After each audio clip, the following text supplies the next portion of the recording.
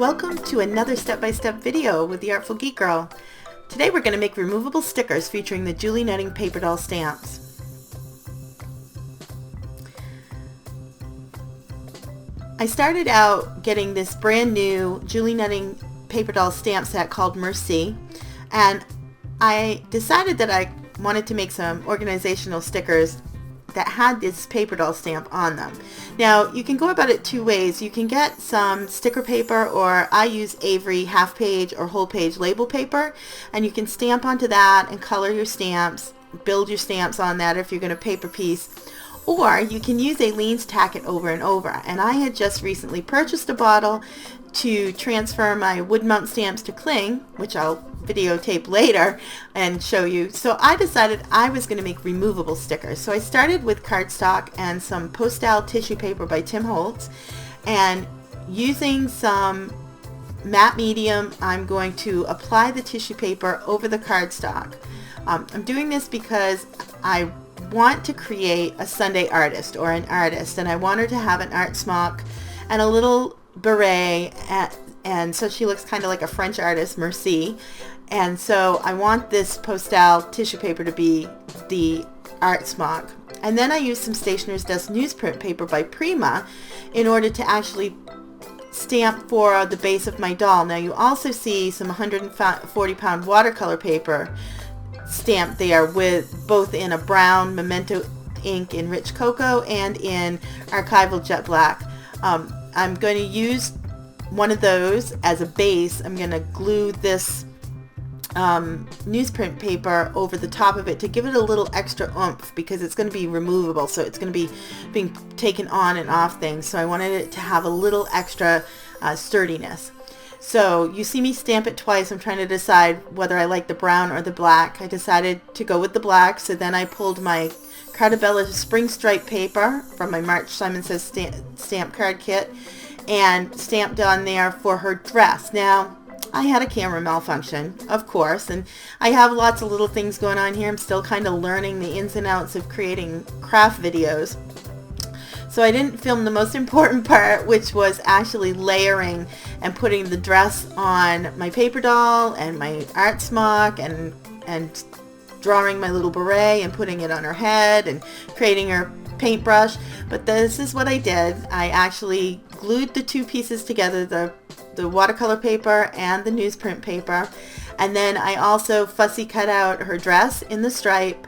I cut out her smock and her hat, and then put them all on with Scotch Quick Dry glue.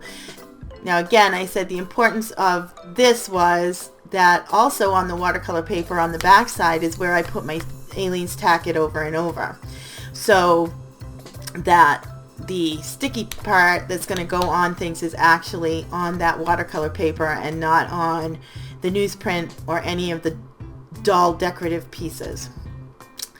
After that, I took my Sakura glaze pens and I made paint spatters and shiny shoes. If you've ever used the glaze pens, you know that they go on, and when they dry, they're very shiny and a little bit raised, and it gave it a really nice effect. So sorry I missed all of that.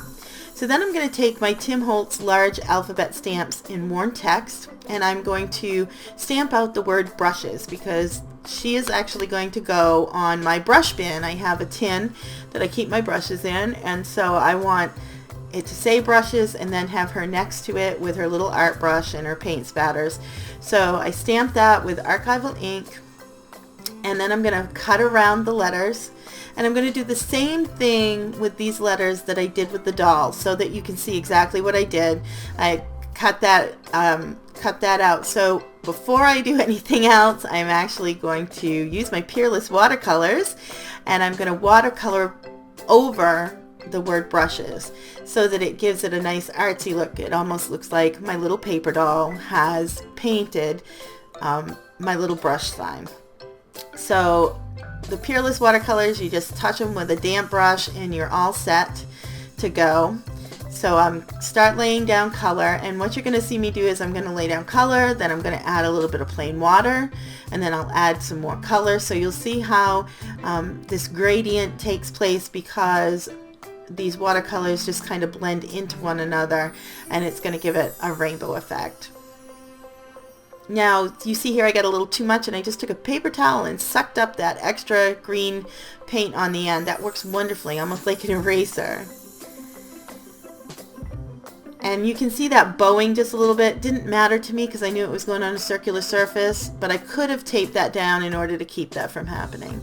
Now I'm going to attach it to the piece of watercolor cardstock that I cut out that my Tack It Over and Over is going to go on the back of, and you just apply a very thin layer of that Tack It Over and Over and allow it to dry. So once that's dry, I'm going to attach that brushes part. But before I do that, I wanted to show you how neat you can use these removable stickers in things like your planners, which I fully intend to make some more to use in my planner.